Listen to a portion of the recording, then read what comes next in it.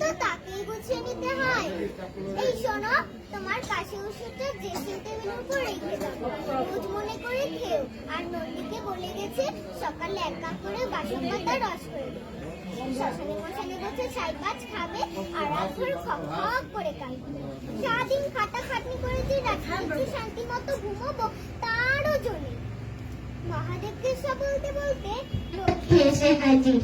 মা, মনে করে একটা বলে নিও কিন্তু, সারাদিন কোমর বেঁকে দাঁড়িয়ে থেকে বড্ড মাজা ব্যথা করে। লক্ষ্মীর কথা শুনে ব্যঙ্গের সুরে মা বললেন, সারাদিন এমন জড়ভরতের মতো পড়ে থাকলে মাজা কোমর এমনিতেই ধরে যায় মা, একটু কুটোটি মেরে দেখো, সব ব্যথা চলে যাবে।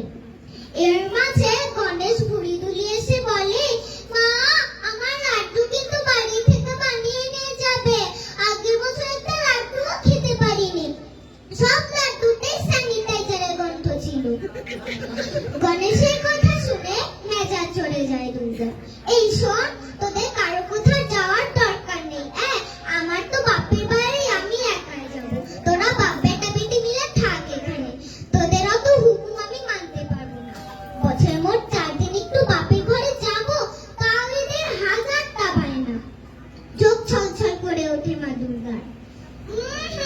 মুখ ভার করলে তো হবে না মাদি, সবাই চেয়ে দেখে এক গোছা দুলছাটা কাশফুল হাতে নিয়ে দরজায় দাঁড়িয়ে আছে মহিষাসুর। বলি, তুমি না হয় বাপের ঘরে যাবে, কনসাটা তো না হয় মামা বাড়ির আদর খেতে যাবে, কিন্তু এই যে আমি ফি বছর ত্রিশূলের খোঁজা খেতে মরতে যাই বলি কি জন্য শুনি? বছরে একঘেয়ে জীবন থেকে মুক্তি পেতে কার না ভালো লাগে বলো?